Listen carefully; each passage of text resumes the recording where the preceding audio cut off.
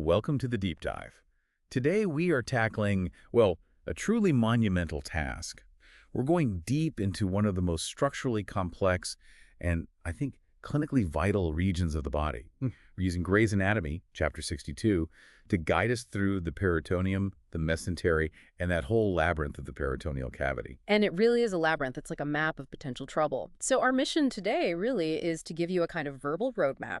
No images, just a clear description of how all these folds and spaces are organized and, how they direct the flow of fluid, infection, all the bad stuff. And we're going to get to the clinical so what for every single reflection.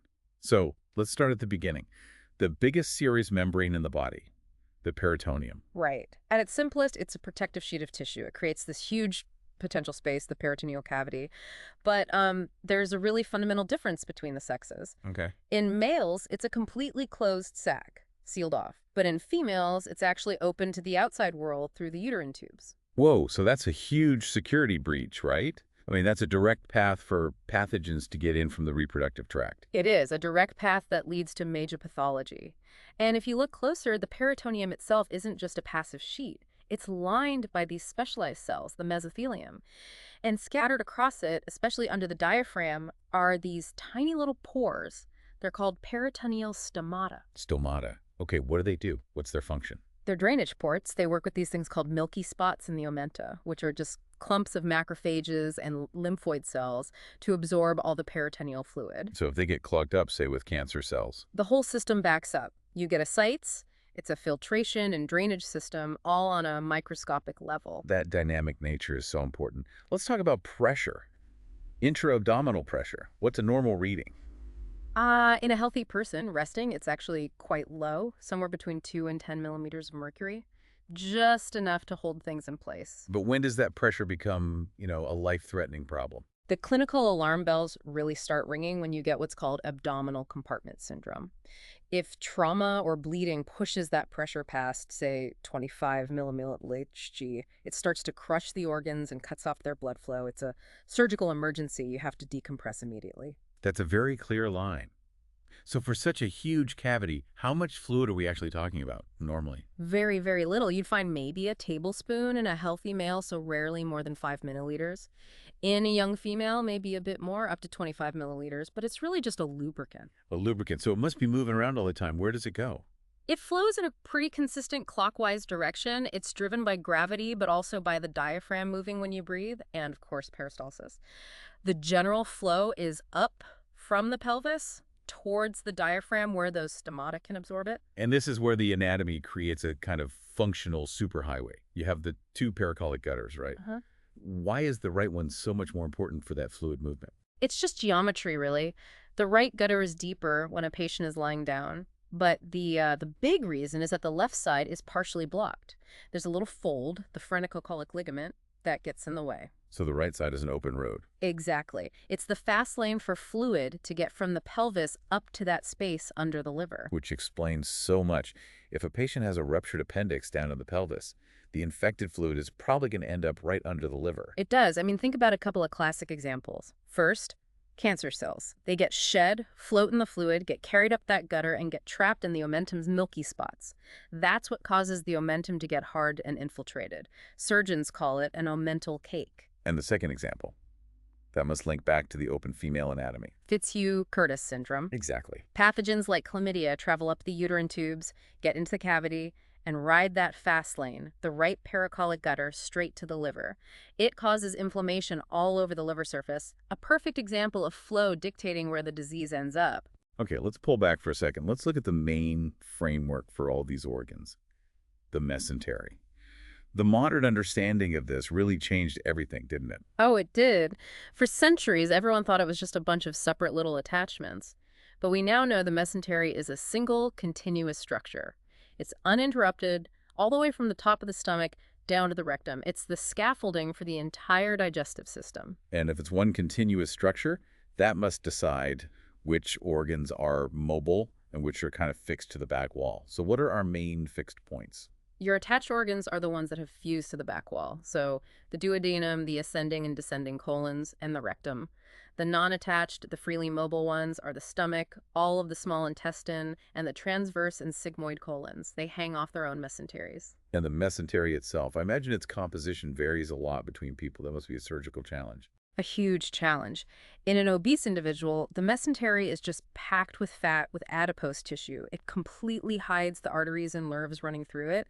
But, in a very thin person, there's almost no fat. You can see these clear mesenteric pedicles that act as really important surgical landmarks. Okay, let's move up to the top of the abdomen. The peritoneal reflections that hold up the liver and stomach. We can start with the falciform ligament. Right. This is a thin, sickle-shaped double fold. It anchors the liver to the anterior abdominal wall, and at its bottom edge, it wraps around the round ligament of the liver, which is just the remnant of the old umbilical vein from when you were a fetus. So how does a retroperitoneal bleed use that ligament as a channel? The falciform ligament is continuous with the peritoneum on the back wall. So if you have a big bleed back there from, say, pancreatitis, the blood can track along that ligament all the way to the front. It then pools around the umbilicus, causing that classic bruising. That's Cohen's sign. The ligament is acting like a wick. That makes it so much clearer. Okay, moving over the top of the liver, we hit the coronary and triangular ligaments. The coronary ligament is the main reflection from the diaphragm onto the back of the liver, and the space between its top and bottom layers creates an area on the liver that has no peritoneum. That's the bare area. It's where the liver attaches directly to the diaphragm. And the triangular ligaments. They're just where the coronary ligament layers come together on the sides. You have the V-shaped right triangular ligament, and then the left triangular ligament, which is a key stabilizer for the left lobe. Next up, the lesser omentum. Yep, it's a two-layered curtain running from the liver to the stomach and duodenum. We split it into the hepatogastric ligament, which goes to the stomach, and the hepatoduodenal ligament, which goes to the duodenum. And that hepatoduodenal ligament. People say it's the most important 3 centimeters in the abdomen. Why is its free edge so critical? Because it's a thickened pedicle that contains the hepatic portal triad. It also forms the front door, really the anterior boundary of the omental foramen, which is the only way into the lesser sac. Okay, list them out for us. The contents. And their position is key, right? Absolutely key. So most posterior, you have the hepatic portal vein. Then in front of that and to the right is the bile duct. And finally, anterior and to the left is the proper hepatic artery.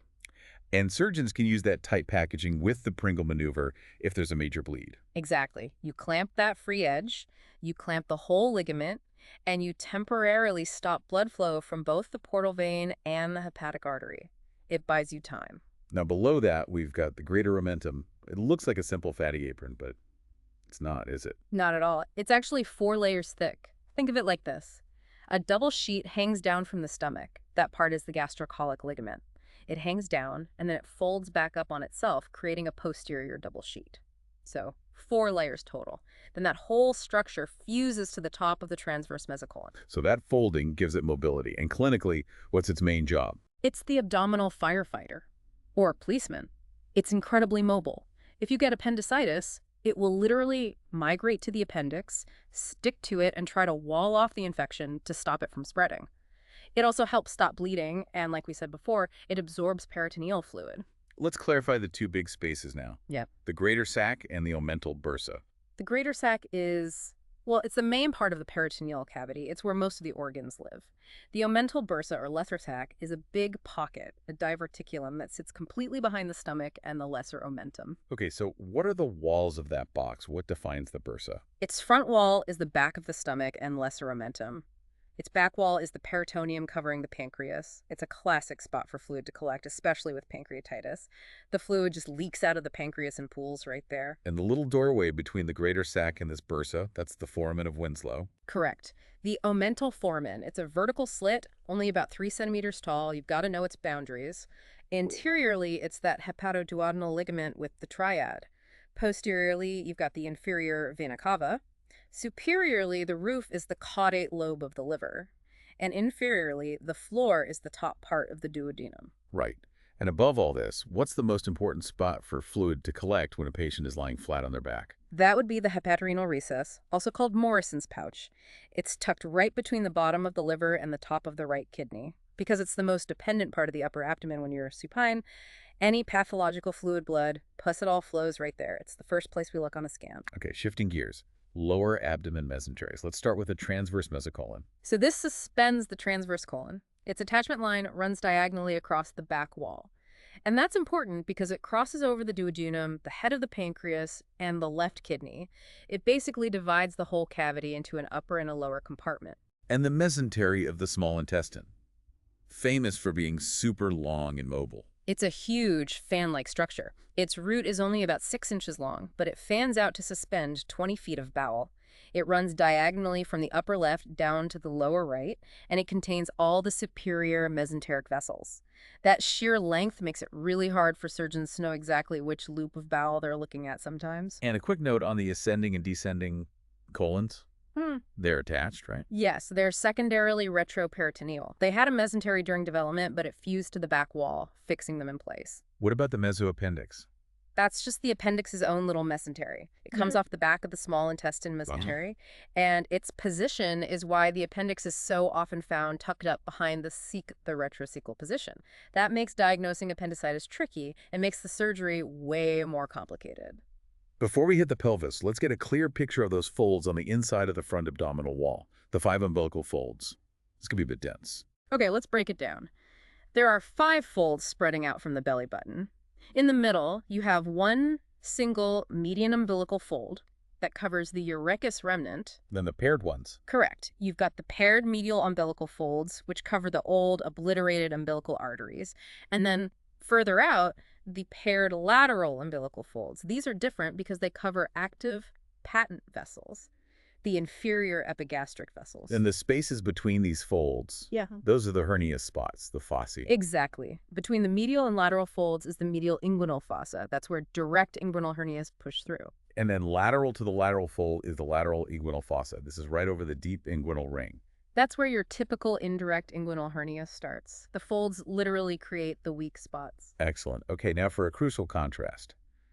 The pelvic peritoneum, male versus female. The male pelvis is simple. The peritoneum just drapes over the bladder and then onto the rectum. It creates one single deep pouch, the rectovesical pouch. And in the female, the uterus gets in the way. Right. The uterus divides the space into 2. The deepest one behind the uterus is the rectouterine pouch, or the pouch of Douglas. That's the lowest point in the whole female peritoneal cavity.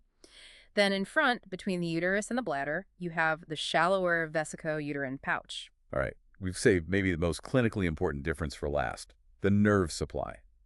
This changes everything for diagnosis. It is the absolute key to diagnosing abdominal problems. The parietal peritoneum, the part lining the body wall, is supplied by somatic nerves, the same ones that supply your skin. So when it gets irritated, the pain is sharp, it's severe, and it is well localized. The patient can point right to it, and it causes that reflex muscle guarding over the spot. And that's where the classic referred shoulder tip pain comes from. Exactly. If you irritate the parietal peritoneum under the diaphragm, the phrenic nerve gets stimulated. That nerve comes from C3 to C5 in the neck, which also supplies the skin over your shoulder. So your brain thinks the shoulder is what hurts. But the visceral peritoneum is the great masquerader. Its pain is totally different. Totally different. It's supplied by autonomic nerves. So the pain is dull, it's dragging, and it's poorly localized. It's referred to the midline based on where that part of the gut came from embryologically. Foregut problems give you epigastric pain, midgut gives you umbilical pain, hindgut gives you pain down low. It's never off to one side. Wait, that seems so counterintuitive. If the pain is that vague, why did the body evolve to signal major trouble in such a nonspecific way? That is a fantastic question. While it's terrible for localization, irritating the visceral peritoneum, usually by stretching it, can trigger profound systemic responses. You get that vasovagal response, sweating, nausea, a huge drop in heart rate and blood pressure. It suggests the body is prioritizing signaling a massive systemic crisis over just pinpointing a location. It's an all-hands-on-deck alarm, not a fire in room 3 alarm. So it's not a localization problem, it's a systemic stability problem. Wow. Okay, let's just quickly wrap up with the clinical uses of the peritoneum itself. Right, we use the membrane itself all the time in medicine. Because it's a giant semi-permeable membrane, We use it for peritoneal dialysis in kidney failure. Its huge absorptive capacity makes it the perfect place to drain cerebrospinal fluid with ventriculoperitoneal shunts, and we can use it to deliver high doses of chemo directly to abdominal cancers with intraperitoneal chemotherapy. That was a tremendous deep dive into Chapter 62. We covered the architecture, the flow, the clinical side. Just incredible. We really hit three key takeaways, I think. First, that dynamic clockwise fluid flow and the firefighter job of the omentum. Second, the really precise organization of the upper abdomen, especially that omental foramen.